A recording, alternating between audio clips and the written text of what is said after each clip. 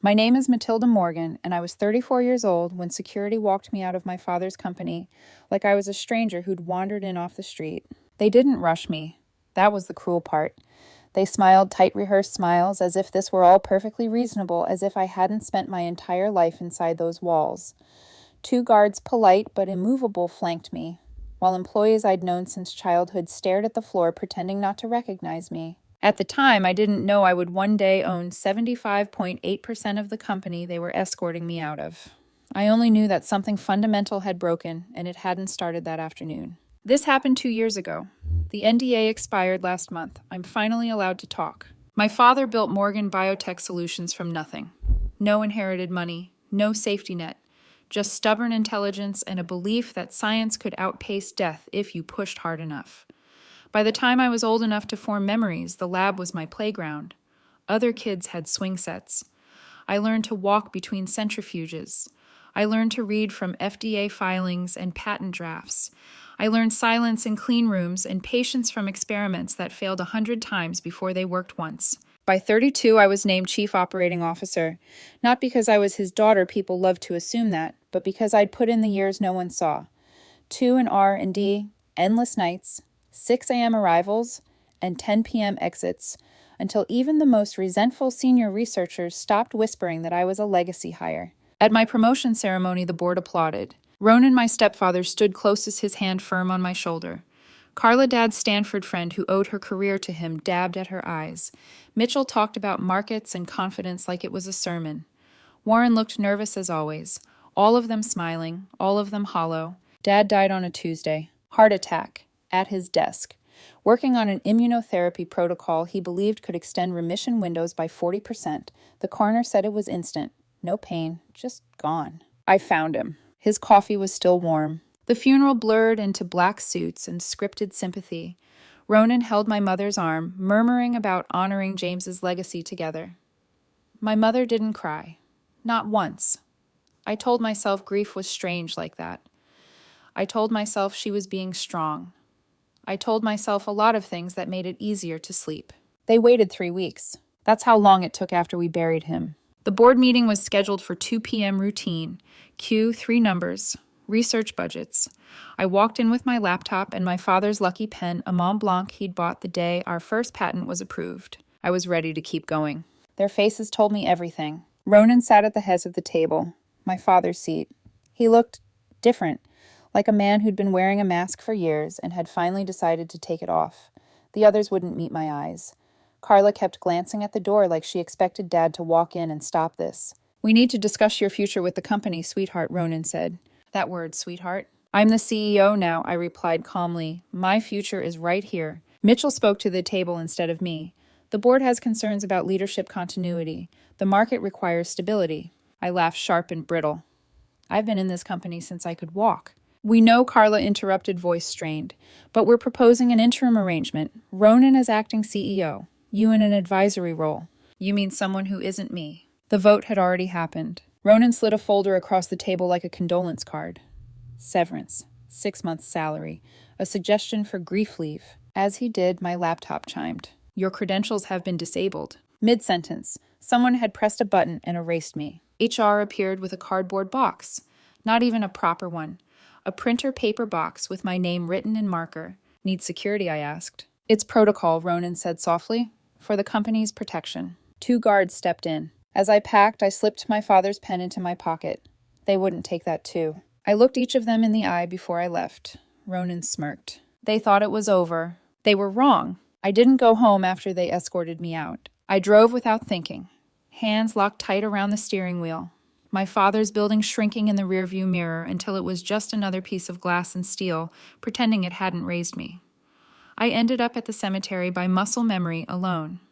Sat in my car with the engine running, staring at fresh stone carved with my father's name, while anger shook through me in quiet, humiliating waves. Dad used to say emotion was data. Ignoring it didn't make you rational, it made you blind. So I sat there until the shaking stopped. I didn't cry. Not yet. Crying felt like surrender, and I wasn't ready to decide what this moment meant. I let the rage cool into something sharper, something usable. That night my phone rang. "Unknown number." I almost didn't answer. Matilda, a man said, voice low tight. It's Nico, from E.T. Nico had started as an intern 6 years earlier, barely old enough to shave properly. My father had personally approved his last 2 promotions, said he reminded him of himself before the world taught him how ugly ambition could be. I saw what happened today, Nico continued. Everyone did. It's wrong. And I think you should see something. I met him at a 24-hour diner on the edge of the city, the kind with cracked vinyl booths and fluorescent lights that made everyone look guilty by default. He brought his laptop, hands trembling just enough to give away how scared he was. I was doing routine server maintenance, he said. Stuff I'm authorized to see, and I found a folder that shouldn't exist. He turned the screen toward me. Transition plan. Inside it, another folder. Post-JM leadership realignment. My breath caught. The creation date stared back at me, 6 weeks before my father died. Nico opened it slowly, like he was afraid the files might scream. Emails spilled across the screen. Threads spanning months. Planning, strategy, language so clean and professional it made my stomach turn. They'd been planning this while Dad was alive, while they smiled at him across conference tables, while they toasted his health at company parties, while he trusted them enough to die at his desk believing his life's work was safe. One line stopped me cold. Carla to Mitchell. Once he's out of the picture, move quickly to sideline the daughter before she can rally support. Out of the picture. They'd written it while he was still breathing. I clenched my hands so hard the laptop creaked. There's more, Nico said quietly. The endgame revealed itself in neat bullet points. Sell off the core research division. License the patents. Hand everything to Apex Pharmaceuticals, our biggest competitor. The treatments Dad spent 20 years building sold for short-term profit and golden parachutes. Kickbacks, stock manipulation, conflicts of interest. Every board member had a hand in something filthy. All except Warren. He didn't profit, Nico said. He's compromised. Ronan has something on him. It wasn't just betrayal. It was a coordinated execution. And then buried in a legal subfolder, I found what changed everything.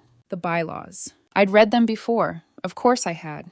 But never like this, never with my heart pounding so loudly I could feel it in my teeth. Section 47B, subsection 3. In the event of contested control, any shareholder or coalition holding 75% or more of outstanding shares may call an extraordinary meeting and reverse any board decision with immediate effect. 75%. I pulled up the shareholder registry.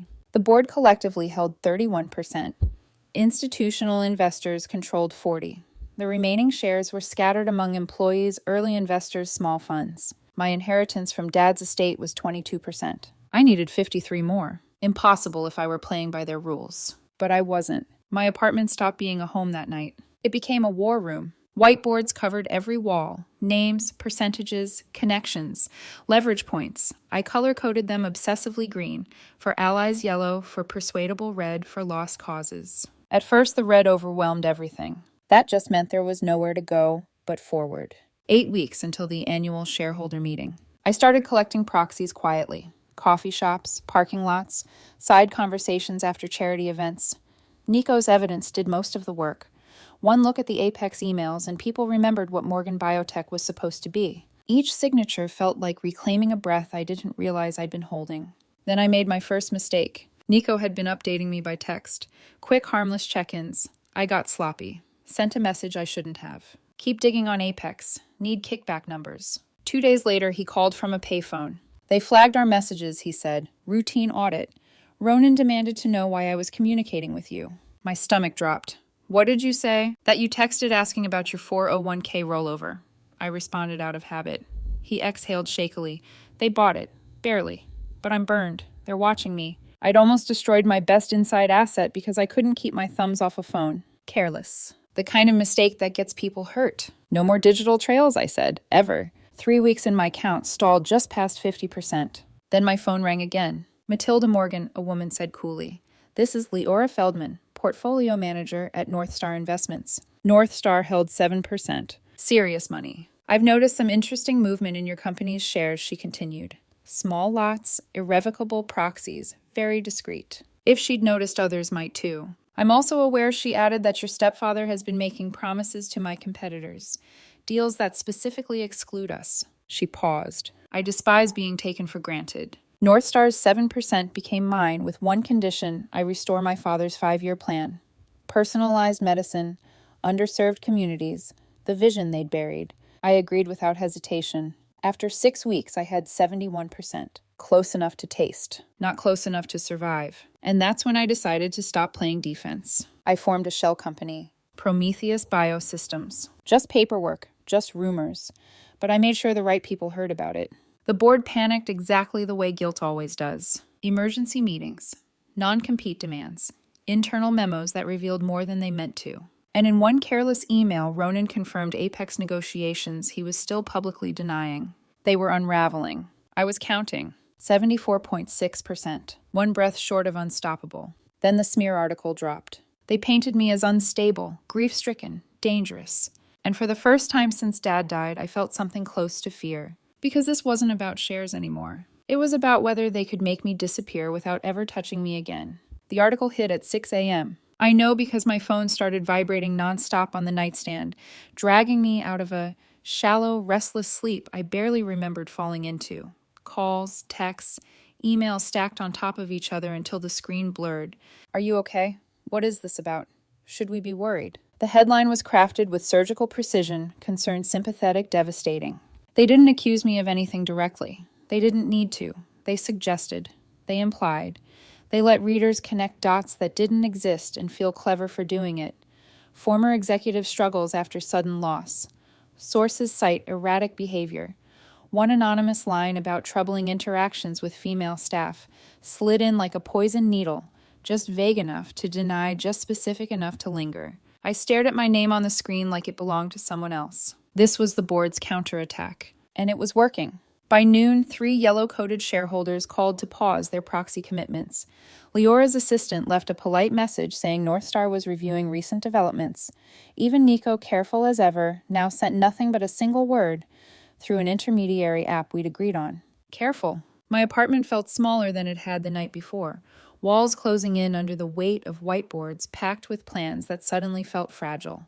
I paced between them, rereading names, percentages, arrows, connecting people to favors and grudges and old loyalties. Dad used to say control wasn't about certainty. It was about options. Right now, mine were narrowing. That afternoon, I got a call I hadn't expected. Matilda, a gravelly voice, said, "It's Gideon. Gideon Hale, my father's first CFO. The man who'd helped him take Morgan Biotech public and then quietly retired 5 years later when the board started caring more about optics than outcomes. I've been watching this circus from up north," he continued. "Thought I was done with corporate warfare. Then I read that article." There was a pause heavy with judgment. That line about female staff sloppy, desperate. My throat tightened. "You think it was them?" "I know it was. I've seen this playbook before, and I've been keeping records longer than Ronan realizes." He didn't ask permission. He told me he was flying in the next morning. When Gideon arrived, he carried a banker's box that looked innocuous enough to be forgotten in a corner. Inside it were documents that made Nico's files look like warm-up exercises, financial records, wire transfers, Cayman accounts Ronan thought were invisible, email chains discussing how to time announcements around FDA news. And then Gideon pulled out a sealed envelope. "One more thing," he said. "Your father asked me to hold on to this, just in case." Inside was a recording. Ronan's voice unmistakable, talking about waiting for James to step aside one way or another. My hands shook as I set it down. "I also never sold my shares," Gideon added quietly. 1.2%. 74.6 plus 1.2. 75.8. I felt something inside me settle for the first time in weeks. The board wasn't done, though. They escalated. A sedan started appearing outside my building at odd hours, once at dawn, once near midnight, watching, letting me know they could. I didn't confront it. I documented everything. That night, as Gideon slept on my couch, my phone lit up again. "Mom!" I let it ring once, twice, then answered. Her voice slid through the speaker like honey poured over broken glass. Soft, trembling, perfectly calibrated. "Sweetheart," she said, "I just saw that awful article. I'm so sorry. I had no idea Ronan was capable of something like this." She sniffled, right on cue. "I feel so used. He told me the company needed steady leadership after your father passed. I was grieving. I wasn't thinking clearly." I let the silence stretch. "You know I've always been on your side," she continued. "I'm your mother. I only want what's best for you." Something in my chest went cold. "That's interesting," I said evenly, "because I'm looking at emails from 8 months ago outlining the exact timeline for transitioning leadership away from emotional attachments." your words, sent from an encrypted account you thought couldn't be traced. The silence on her end was deafening. What did you... Her voice cracked, then hardened. Where did you get that? Dad kept records. She laughed. Not her public laugh. Not the one donors loved. This one was low and controlled. You're bluffing. The BVI accounts say otherwise. Another pause, longer. Be very careful, Matilda, she said softly. You're playing a game you don't understand. I understand enough. Fine, she snapped, the warmth gone entirely. We'll see. The line went dead. I stared at my phone long after the screen went dark. By morning, the board made their final mistake. They moved up the apex vote. Emergency shareholder meeting, 48 hours. They thought speed would save them. They didn't know I'd already won. The apex announcement went public at 7:12 a.m. Not buried, not subtle, a clean, confident press release about strategic alignment and accelerated growth, the kind of language that sounded visionary to people who didn't bother reading past the headline. The market reacted exactly how Ronan expected: initial optimism, a brief uptick in share price, commentators praising decisive leadership in a time of uncertainty. He wanted momentum. He wanted to force the vote before anyone could ask the wrong questions. What he didn't realize was that half the institutional support Apex was counting on had already signed their votes over to me. I let the announcement breathe for 24 hours. Long enough for the media to repeat it. Long enough for employees to panic. Long enough for the people who actually understood the science to realize what was about to be sold off and start calling investors directly. Then I made my move. At 3:47 p.m., 13 minutes before market close, my attorney filed the Schedule 13D with the SEC. Matilda Morgan discloses 75.8% ownership of Morgan Biotech Solutions. Bloomberg terminals lit up like Christmas trees. Phones started ringing before the filing even finished processing. Analysts scrambled. Commentators reversed themselves mid-sentence. The stock didn't know what to do. Ronan called me within minutes. "You clever little brat," he said, his voice shaking beneath forced calm. "You think this ends here?" "It already did," I replied. "You got sloppy," he hissed. "Market opens in 22 minutes. Apex won't walk away quietly." "They already did," I said, and hung up. The driver dropped me at the front entrance of the building, just as the media swarm finished assembling. Cameras swung toward me. Reporters shouted my name, questions overlapping into noise. I didn't stop. The security guard at the desk, Jerome, who'd worked there 15 years, looked up, eyes widening. "Miss Morgan," he said quietly, "welcome back." The elevator ride felt like a descent and an ascent at the same time. Each floor was a memory. The lab where Dad taught me to hold a pipette steady. The break room where we ate lunch together. The hallway where I'd been marched out with a cardboard box. At exactly 9:29 a.m., I turned to my attorney. "Whatever you hear," I said, "don't come in unless I ask." She nodded. She already understood. At 9:30, the market opened. I pushed open the boardroom door. 8 heads turned in unison. Some faces went pale, some went rigid. Ronan's went red, then white. And in the corner seat, where she had no official reason to be, sat my mother. "Good morning," I said. Ronan stood. "You have no right to be here. Security." 2 guards appeared at the door. They hesitated. My attorney stepped in behind me and handed one of them a single page. SEC filing. Verified. Time-stamped. The guard read it twice, then stepped aside. Ronan tried one last bluff. "Those proxies are invalid. We're challenging the transfers." My attorney didn't blink. "They were verified yesterday by 3 independent transfer agents. Would you like to continue, or should I call the securities attorneys waiting in the lobby?" Silence fell like a dropped glass. I opened my briefcase. "I'm here as the majority shareholder," I said calmly. 75.8%. Mitchell shot to his feet. "That's impossible. You tracked what I wanted you to track." I laid out the documents, one by one, Ronan's agreement with Apex, Carla's, Mitchell's, each payoff, each conflict. "This is blackmail," someone whispered. "Blackmail would be threatening to release it," I replied, checking my watch. "The SEC receives these in an hour." My attorney cleared her throat.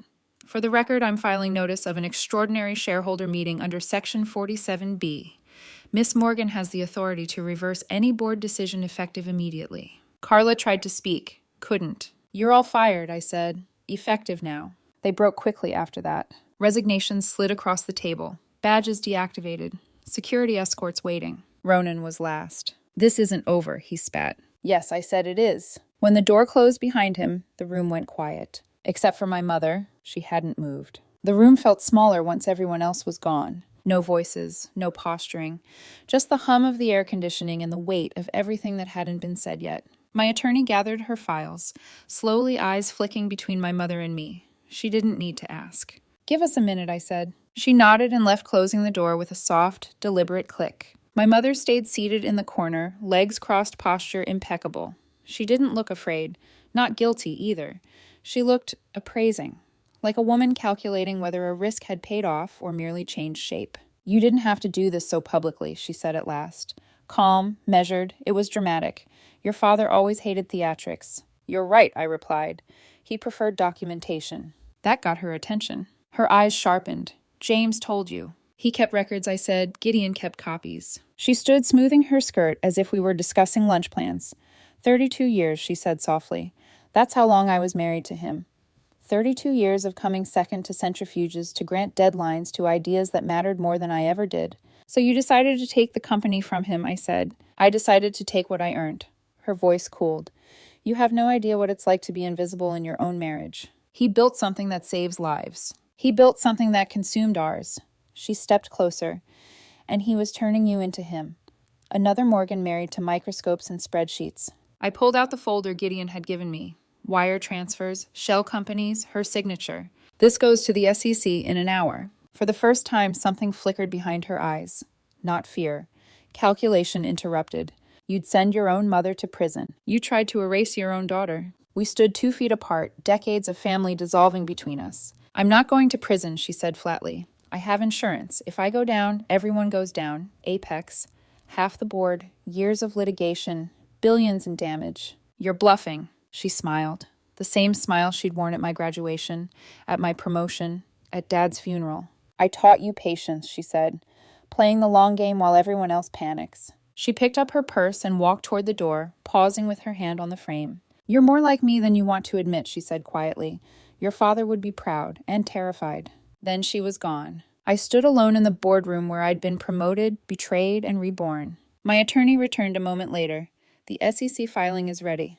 Do you want to include the additional materials? I looked at the folder in my hands. Not yet, I said. File everything else. Not mercy. Containment. Because chaos was what she wanted, and I wasn't going to give it to her. Containment isn't mercy. It's control without noise. Within the hour, the filings went through everything except my mother's offshore trail. The board's resignations triggered automated alerts across compliance desks and legal departments that didn't care about family names or charity galas.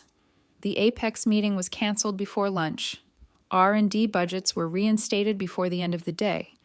A company-wide memo went out under my name for the first time since I'd been escorted out. Layoffs are off the table. Research continues. Our mission stands. The replies flooded in. Relief, gratitude, disbelief. A few cautious congratulations from people who weren't sure yet whether it was safe to be seen supporting me. That was fine. Safety always lagged truth. 3 weeks passed. The forensic accountant worked quietly, efficiently. No grand reveals, no leaks, just methodical tracing accounts, intermediaries, shell entities layered so deliberately they could only have been designed by someone patient enough to believe time was a weapon. My mother went silent. No calls, no texts, no public appearances. Her name stopped circulating on guest lists and donor boards. Invitations dried up the way they always do when people sense risk but don't yet know why. Ronan vanished. Costa Rica, according to a whisper from one of Gideon's old contacts. He took what he thought was his share and ran, not knowing how many of the accounts he relied on were already under review. He always believed geography was protection. He'd find out soon enough that treaties were faster than panic. On a Thursday morning, my assistant buzzed my office. She's here, she said quietly. She didn't have an appointment. I closed my eyes for half a second, then opened them. Send her in. My mother swept past my assistant like she still owned the place. She looked smaller than I remembered. Not physically, something in the way she held herself. The armor had thinned. She sat across from my desk without being invited. We need to talk, she said. Her eyes were red-rimmed, makeup smudged just enough to look accidental. She clutched her purse tightly in her lap. Ronan left me, she said. Disappeared. Took everything I thought was protected. She dabbed at her eyes with a tissue, hand trembling. I made mistakes, she whispered. Terrible ones. But I'm still your mother. I need help. Just enough to start over somewhere quiet. She looked up at me, vulnerability perfectly framed. For one dangerous moment, I almost believed her. Then I noticed the purse, angled toward my desk, clasp open, a faint red glow inside. Recording. That's quite a performance, I said calmly. Were you hoping to catch me agreeing to help you flee prosecution, or were you building an asset claim? The tears stopped instantly. The trembling vanished. What replaced it was cold intelligence recalculating. "You've gotten paranoid," she said flatly. I got careful. I leaned back. "The forensic accountant finished tracing your accounts last week. Ronan didn't steal your money." Her face went pale. "The DOJ froze the BVI accounts 3 days ago," I continued. "You would have known that if you tried accessing them instead of coming here." She stood abruptly. "You planned this," she whispered.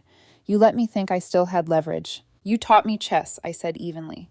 "Dad taught me to see 3 moves ahead." I pressed the intercom. Security. Jerome appeared with 2 guards. Professional. Silent. "My mother is leaving," I said. She stared at me with something new in her eyes. Fear. At the door, she turned back once. "I raised you," she said. "I made you." "No," I replied, picking up my father's pen.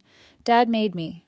You just showed me what I never wanted to become." The door closed behind her. I didn't watch her go. After she left, the building felt lighter. Not triumphant, not relieved, just settled. Like a storm that had passed without the dramatic thunder everyone expects, leaving behind only damp air and the knowledge that something dangerous had moved on. The DOJ reached out 48 hours later. Not with handcuffs, not with headlines, with questions, calm ones, procedural ones, the kind that meant a file had been opened and assigned to people who didn't rush and didn't miss details. My mother's name didn't appear in the initial notices, neither did Ronan's. That was intentional. Containment only works if your opponent doesn't realize the walls are closing until they can't move anymore. Ronan was the first to crack. Costa Rica turned out to be less anonymous than he'd imagined. His accounts, what remained of them, were frozen under international cooperation statutes. He called once, left a voicemail filled with rage and bargaining, and a threat that didn't land because he had nothing left to trade. I deleted it without listening to the end. The board members fared worse in quieter ways. Mitchell's consulting offers evaporated. Carla resigned from 2 nonprofit boards within a week. Warren cooperated fully, just as I'd told him to, and his name stayed out of the worst of it. Morgan Biotech stabilized. The stock recovered slowly, then steadily. Analysts praised the return to founder-led vision without acknowledging how close the company had come to being gutted for parts. Employees stopped whispering in hallways. Research resumed. Trials restarted. Lives moved forward. That mattered more than revenge ever could. Still, some nights I sat alone in my office after everyone left and stared at the city lights, wondering how many versions of my family had existed before this one finally broke. Stop. Part 8. Invisible. 3 months later, I saw my mother's name in a filing. Not a headline, not an indictment. A procedural notice buried deep in a federal docket.